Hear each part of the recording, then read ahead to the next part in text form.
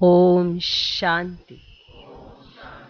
ओम शांति।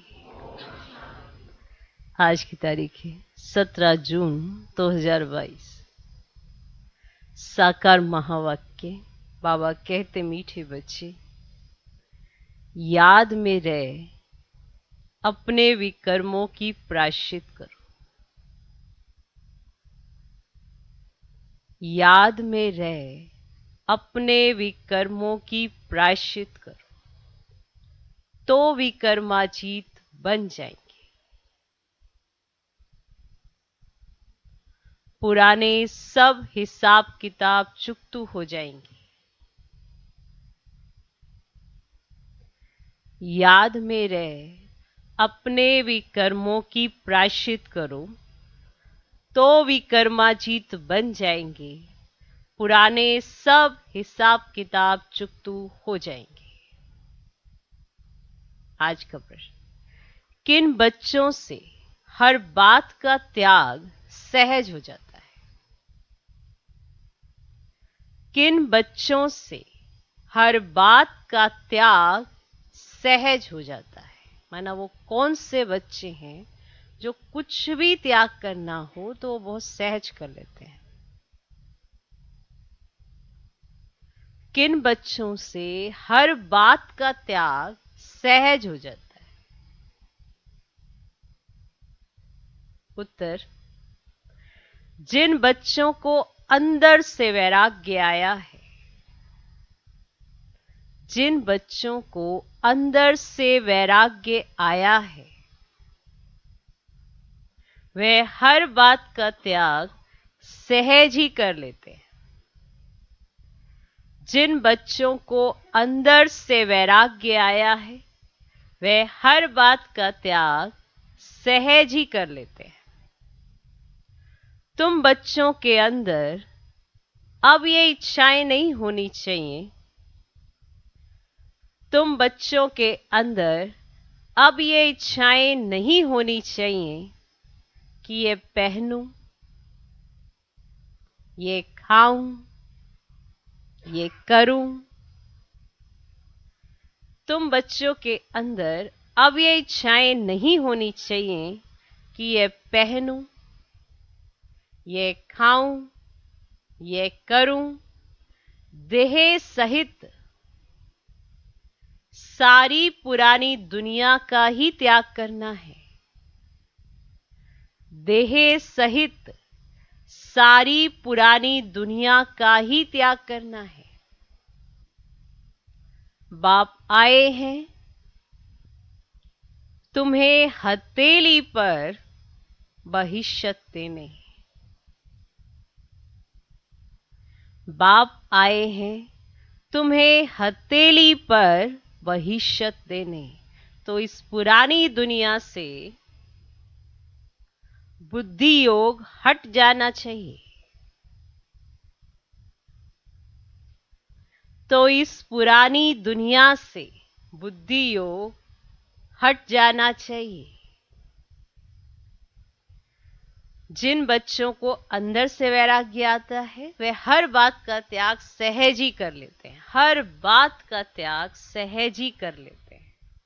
तुम बच्चों के अंदर अब ये इच्छाएं नहीं होनी चाहिए कि ये पहनूं, ये खाऊं, ये करूं।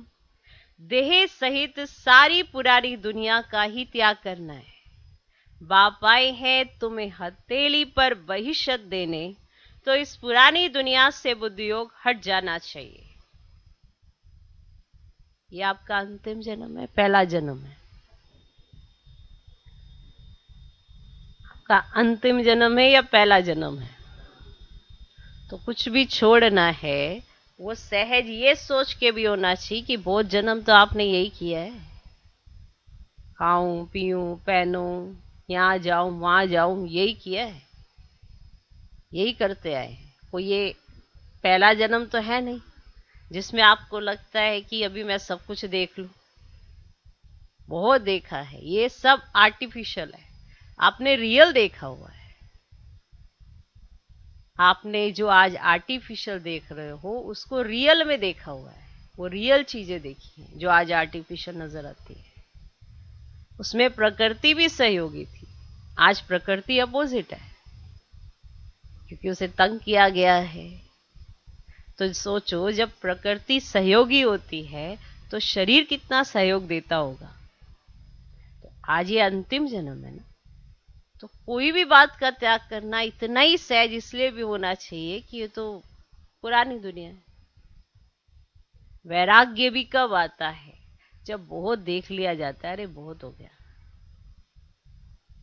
होता है ना, आपने बहुत कोई चीज बहुत यूज कर ली तो उससे ऑटोमेटिकली मन उठ जाता है कि हाँ नहीं अब नहीं, बहुत ऐसे। फिर उसके बाद हो जाते इच्छा मात्रम अविद्या। अगर कोई चीज आपके सामने पहली बार हुई हो तो समझ में आता है कि अरे फर्स्ट टाइम है ना, तो इसलिए ऐसा हो रहा है इसको।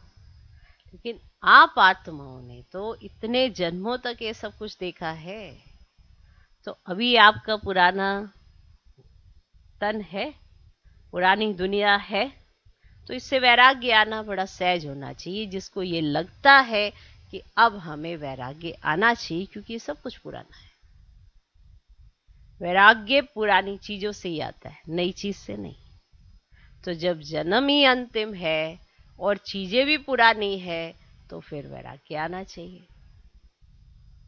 है चिंतन पर निर्भर कि आपका चिंतन क्या चलता है। इसीलिए कईयों को लगता है कि अभी अभी तो हमें पहनना चाहिए, खाना चाहिए, ये करना चाहिए, यहाँ जाना चाहिए, वो घूमना चाहिए। ये कब आता है? जब लगता है कि पहली बार कर रहे हैं। आपने तो बहुत बार किया है। तो इसीलिए तुम्हारा पुरानी दुनिया से बुद्धियोग हट जाना चाहिए। ये नेचुरल होना चाहिए। इसके लिए मेहनत करनी पड़ रही है, तो फिर अचानक से कोई ऐसा सीन आएगा ड्रामा में, तो आप वापिस से उधर चले जाएंगे। अब नेचुरल कब होता है? जब बुद्धि चलती है, तभी नेचुरल होता है। जब आपका चिंतन चलता है कि ये सब चीजें मैंने यूज की हुई हैं, तभी आपकी बुद्धि हटती है। ऐसा तो नहीं होता कि बचपन से ही आपकी बुद्धि हटी हुई होगी। तो इसका मतलब पिछले जन्म में आपने बहुत मेहनत की होगी, जिसकी वजह से इस जन्म में आपकी बुद्धि हटी हुई होगी, उसी की प्रारब्ध होगी। लेकिन अगर अभी भी आपकी बुद्धि अटकी है, तो आपको समझना पड़ेगा कि ये पुरानी दुनिया है, इससे बुद्धि हटाना है, वैराग्य आना चाहिए। तो किसी चीज को हमारे को त्यागना बहुत सहज हो जाता है। ओके ओके, ठीक। तो किन बच्चों से हर बात का त्याग सहज हो जाता है? फिर से सुनो। जिन बच्चों को अंदर से वैराग्य आता है, वे हर बात का त्याग सहज ही कर लेते हैं। तुम बच्चों के अंदर अब ये इच्छाएं नहीं होनी चाहिए कि ये पहनूं, ये खाऊं, ये करूं। देह सहित सारी पुरानी दुनिया का ही त्याग करना है। बाप आए हैं तुम्हें हथेली पर बहिष्त देने, तो इस पुरानी दुनिया से बुद्धियोग हट जाना चाहिए। आज का गीत है माता ओ माता तो ये सबकी भाग्य विधाता। ओम शांति। बच्चों ने अपने माँ की महिमा सुनी। बच्चे तो बहुत हैं, समझा जाता है बरोबर बाप है तो जरूर माँ भी है। रचना के लिए माता जरूर होती है। भारत में माता के लिए बहुत अच्छी महिमा गाई जाती है। बड़ा मेला लगता है जगदम्बा का। कोई ना कोई प्रकार से माँ की पूजा होती है। बाप की भी होती होगी। वह जगत अम्बा है तो वह जगत पिता है। जगत अम्बा साकार में है तो जगत पिता भी साकार में है। इन दोनों को रचयिता ही कहेंगे। यहां तो साकार है ना, निराकार को ही कहा जाता है गॉड फादर। मदर फादर का राज तो समझाया गया है। छोटी मां भी है, बड़ी मां भी है। महिमा छोटी मां की है। भल एडॉप्ट करते हैं, मां को भी एडॉप्ट किया है, तो ये बड़ी मां हो गई। परंतु महिमा सारी छोटी मां की है।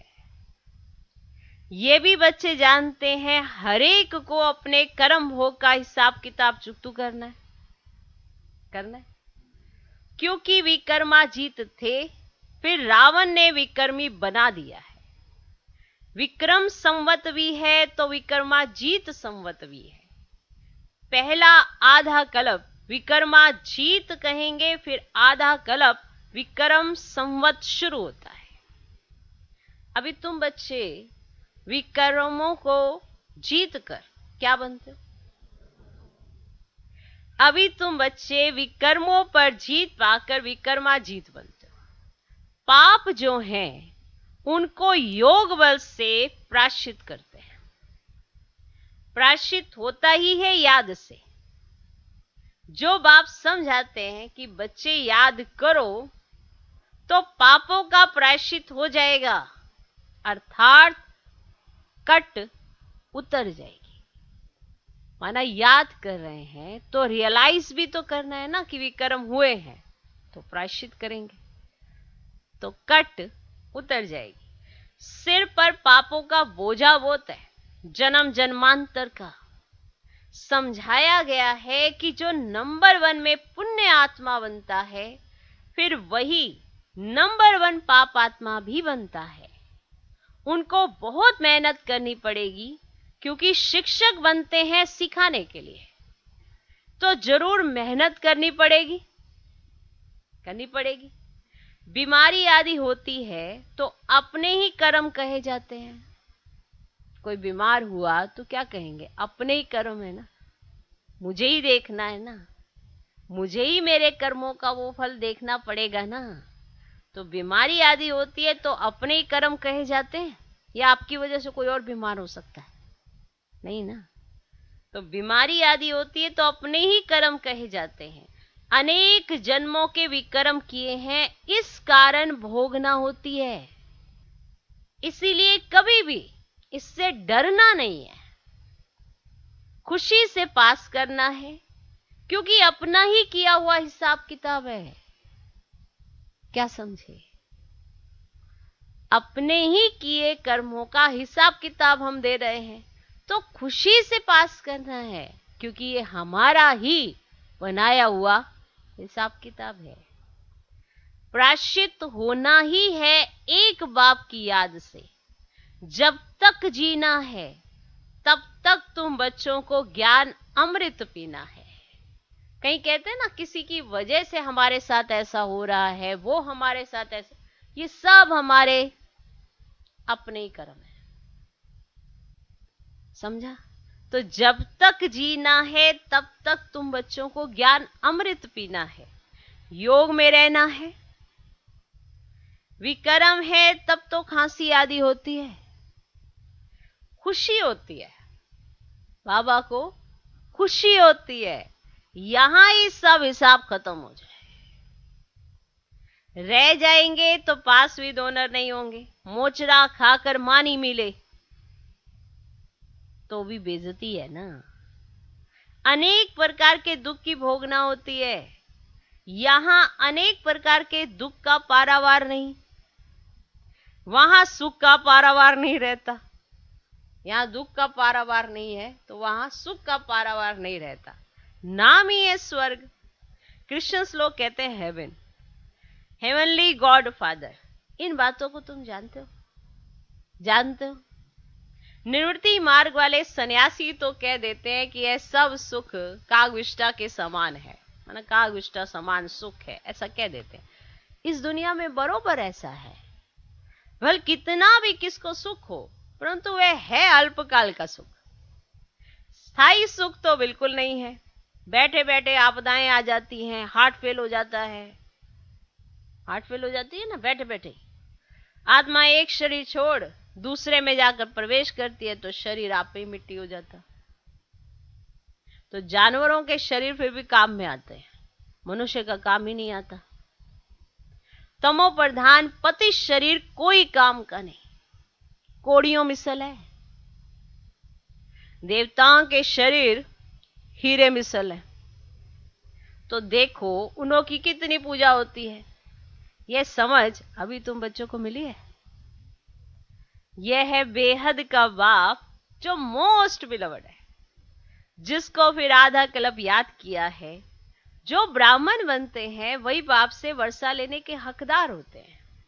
सच्चे ब्राह्मण बहुत प्योर होने चाहिए। सच्चे गीता पाठी को पवित्र तो रहना ही है, वे झूठे गीता पाठी पवित्र नहीं रहते। अब गीता में तो लिखा हुआ है काम महाशत्रु है, फिर खुद गीता सुनाने वाले पवित्र कहाँ रहते हैं?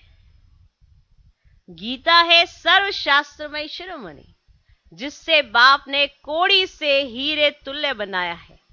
यह भी तुम समझते हो, गीता पाठी नहीं समझ सकते। वह तो तोते मुआफिक पढ़ते रहते हैं। महिमा सारी है ही एक की, और किसी चीज की महिमा है ही नहीं, ब्रह्मा विष्णु शंकर की भी नहीं। तुम उनके आगे कितना भी माथा टेको, उनके आगे बलि चढ़ो तो भी वर्षा नहीं मिलेगा। काशी में काशी कलवट खाते हैं ना, अभी गवर्नमेंट ने बंद करा दिया, नहीं तो बहुत काशी कलवट खाते थे। कुएं में जाकर कूदते थे, कोई देवी पर बलि चढ़ते थे, कोई शिव पर। अब देवताओं पर बलि चढ़ने का कोई फायदा नहीं, उन्हें पता ही नहीं कि उनके लिए क्या हो रहा है, कोई फायदा नहीं। उनको यह भी नहीं पता ये बलि क्या होती है। सोचो, देवी देवताओं को बलि शब्द का ही मतलब नहीं पता, तो तुम चढ़े जा रहे हो बलि क्या? उन्हें नहीं पता क्या बकरा काटा, क्या बकरी काटी, क्या इंसान काटा, क्या काटा, पता है कैसे? वो तो जब स्वर्ग में है तो उनके चिंतन में भी बलि बुली कुछ नहीं है, और यहाँ बैठे वाले बलि चढ़ाए जाए। बताओ भाई, माना देवी पर बलि, शिव पर बलि, काली पर बलि, काली काली। अब देवताओं पर बलि चढ़ने का कोई फायदा नहीं, काली पर बलि चढ़ते। अब काली को कितना काला काला बना दिया।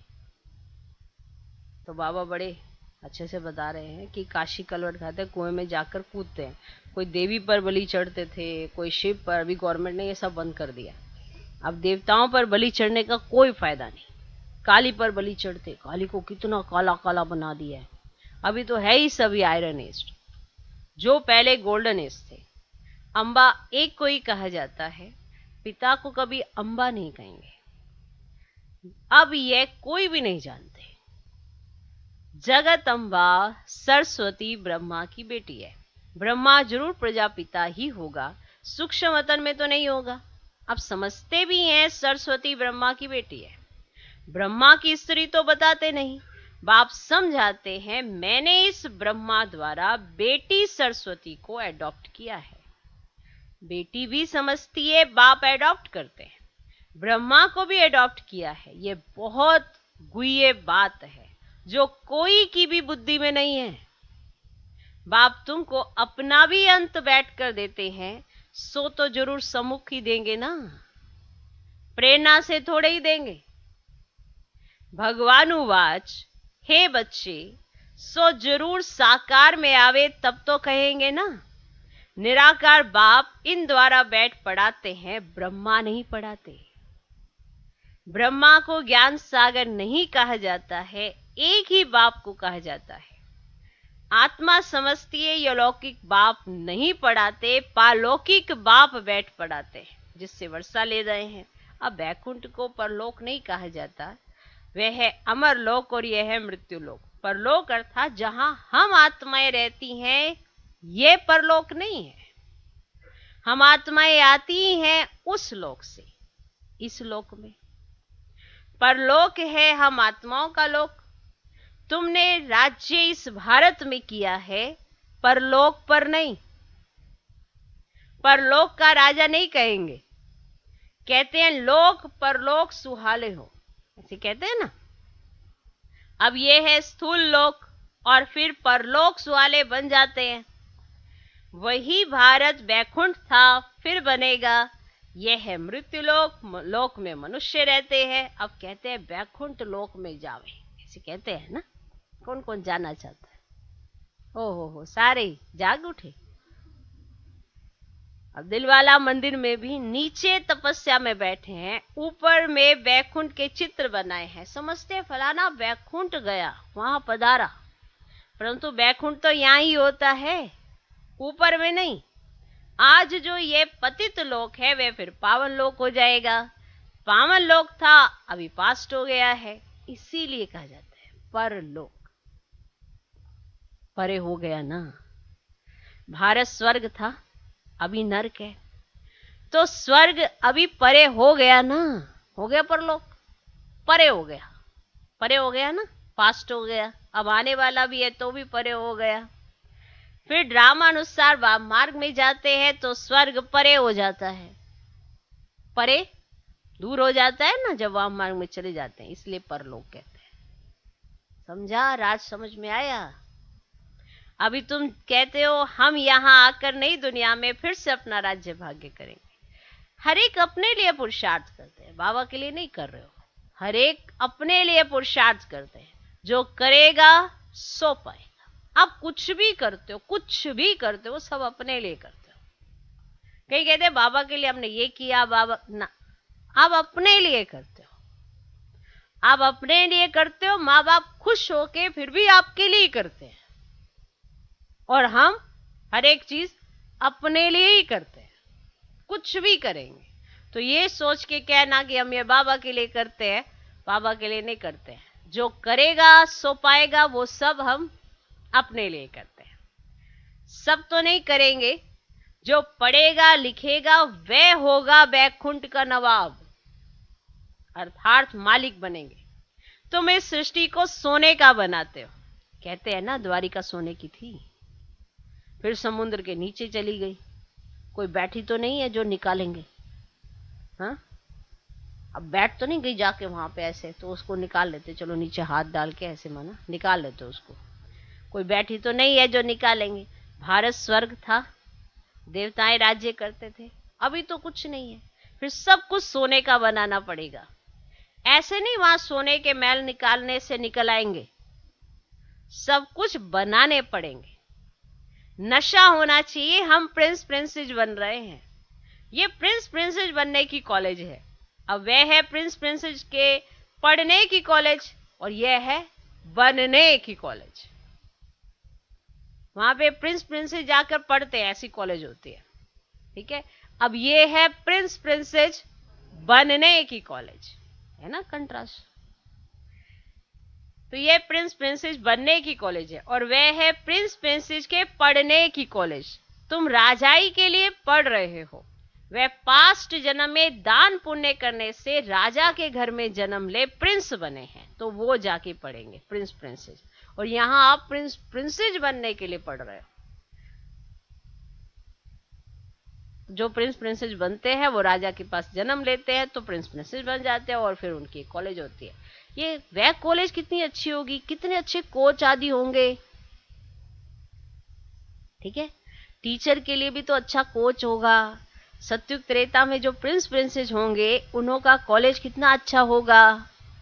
आप कॉलेज में तो जाते होंगे ना, भाषा तो सीखेंगे ना। उन सत्युगी प्रिंस प्रिंसेस का कॉलेज और द्वापर के विकारी प्रिंस प्रिंसेस का कॉलेज देखो, और तुम प्रिंस प्रिंसेस बनने वालों का कॉलेज देखो, कैसा साधारण। वो सत्युगी प्रिंस प्रिंसेस का कॉलेज, फिर द्वापर के प्रिंस प्रिंसेस का कॉलेज, और फिर आप ना देखो, है कि नहीं। बस दीवारें खड़ी है, व्हाइट पुताई की हुई है। उन सत्युगी प्रिंस प्रिंसेस का कॉलेज और द्वापर के विकारी प्रिंस प्रिंसेस का कॉलेज देखो, और तुम प्रिंस प्रिंसेस बनने वालों का कॉलेज देखो, कैसा साधारण है। 3 पैर पृथ्वी की भी नहीं मिलती है। तुम जानते हो वहां प्रिंस कैसे जाते हैं कॉलेजेस में? वहां पैदल भी नहीं करना पड़ेगा, महल से निकले और ये एरोप्लेन उड़ा। वहां की कैसी अच्छी कॉलेजेस होंगी बताओ। सत्यु की कॉलेजेस, माने द्वापर की कॉलेजेस, और एक आपकी कॉलेज, तीनों आपके सामने है।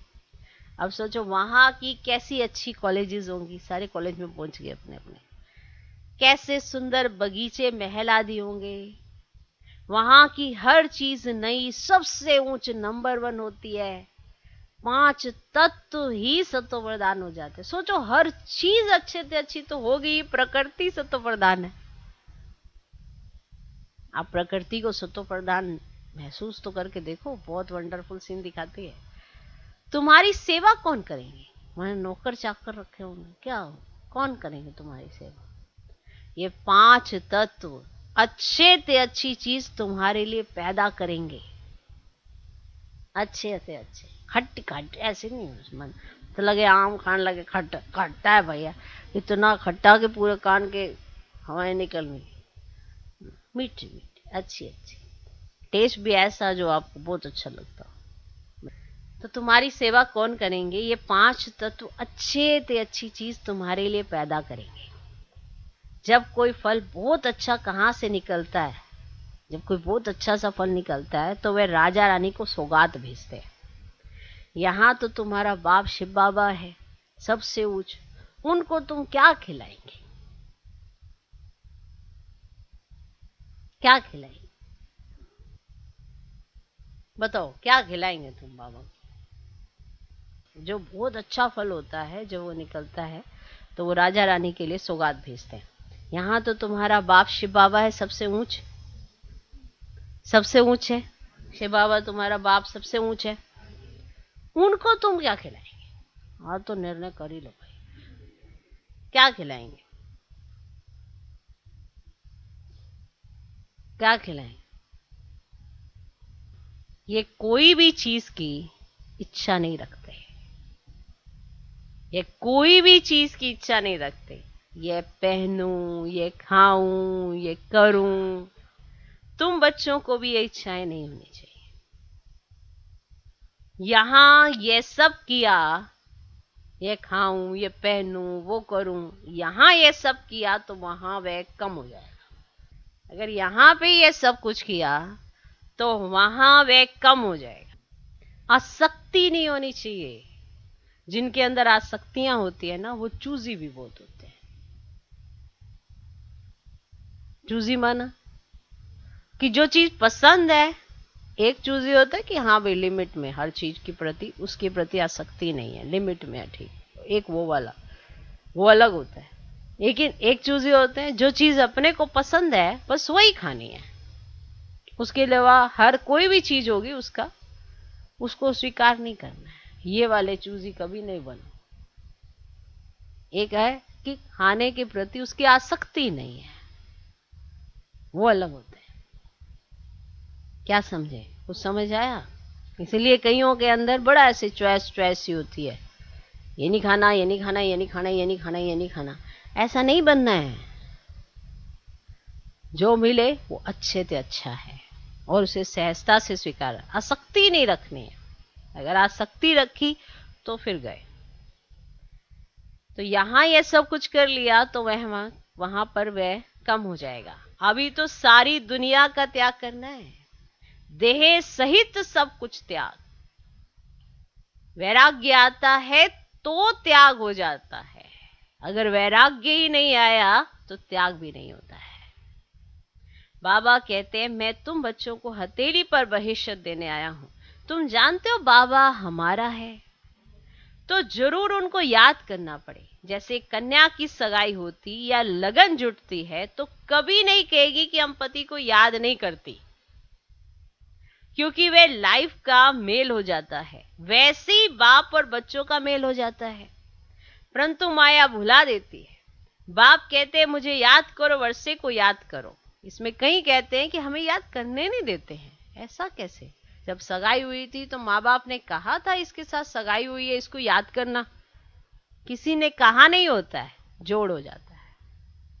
तो ये भी एक जोड़ है जो बाबा के साथ हमें रखना चाहिए। कोई आपको याद करने नहीं देता, ये तो कोई मतलब ही नहीं बनता। ये प्रश्न ही नहीं उठता कि कोई याद करने नहीं देता। ओके, तो वैसे ही बाप और बच्चों का मेल होता है, परंतु माया भुला देती है। बाप कहते मुझे याद करो, वर्षे को याद करो। इसमें मुक्ति, जीवन मुक्ति आ जाती है। फिर तुमसे यह भूल क्यों जाता है? इसमें है बुद्धि का काम।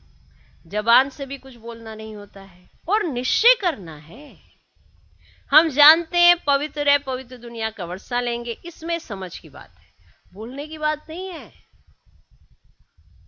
हम बाबा के बने हैं, शिव बाबा पतितों को पावन बनाने वाला है। कहते हैं मुझे याद करते रहो, इसका अर्थ ही है मन मना भाव। उन्होंने फिर कृष्ण भगवान वाच लिख दिया है, पतित पावन तो एक ही है ना, सर्व का सद्गति दाता एक, एक को ही याद करना है। कहते हैं मुझे एक बाप को भूलने के कारण कितनों को याद करते रहते हो।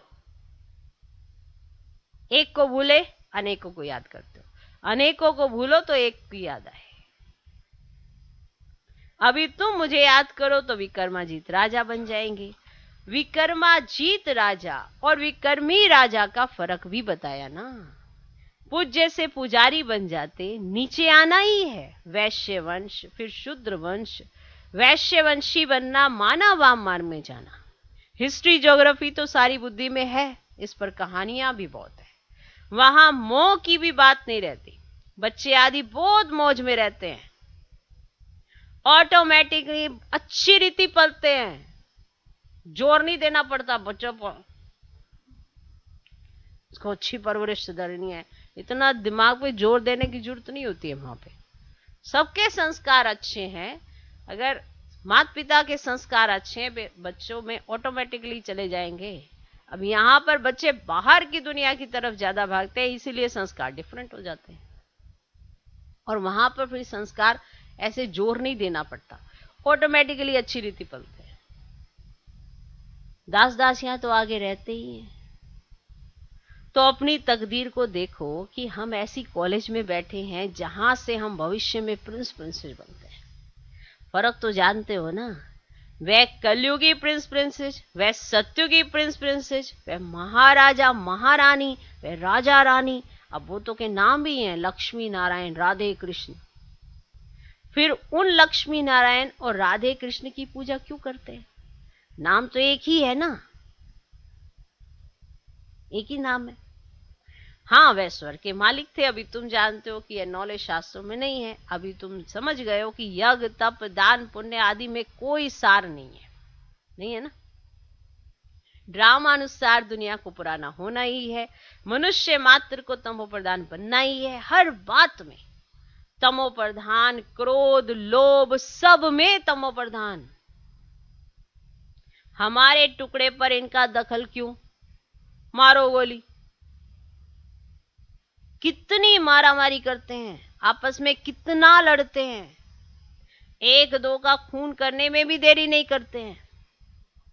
बच्चा समझता कहां बाप मरे वर्षा मिले।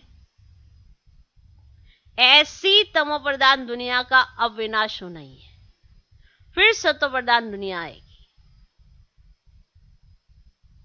अच्छा, मीठे मीठे सिकिलदे बच्चों प्रति माता पिता बाप दादा का याद प्यार और गुड मॉर्निंग। रूहानी बाप की रूहानी बच्चों को नमस्ते।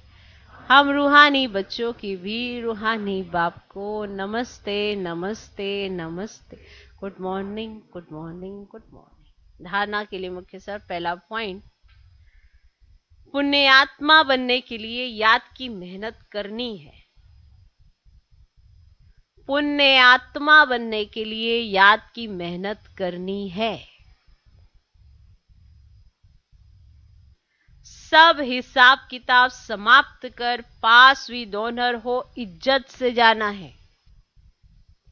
सब हिसाब किताब समाप्त कर पास विद ऑनर हो इज्जत से जाना है। इसलिए कर्म भोग से डरना नहीं है। इसलिए कर्म भोग से डरना नहीं है। खुशी खुशी चुकतू करना है। पुण्य आत्मा बनने के लिए याद की मेहनत करनी है। सब हिसाब किताब समाप्त कर पास विद ऑनर हो इज्जत से जाना है। इसीलिए कर्म भोग से डरना नहीं है, खुशी खुशी चुकतू करना है। दूसरा पॉइंट, सदा इसी नशे में रहना है कि हम भविष्य प्रिंस प्रिंसेस बन रहे हैं। सदा इसी नशे में रहना है कि हम भविष्य प्रिंस प्रिंसेस बन रहे हैं। यह है प्रिंस प्रिंसेस बनने की कॉलेज। यह है प्रिंस प्रिंसेस बनने की कॉलेज। प्रिंस प्रिंसेस के पढ़ने की कॉलेज नहीं, प्रिंस प्रिंसेस के बनने की कॉलेज। आज का वरदान, अचल स्थिति द्वारा मास्टर दाता बनने वाले विश्व कल्याणकारी भव। अचल स्थिति द्वारा मास्टर दाता बनने वाले विश्व कल्याणकारी भव। जो अचल स्थिति वाले हैं उनके अंदर यही शुभ भावना, शुभकामना उत्पन्न होती है कि यह भी अचल हो जाए।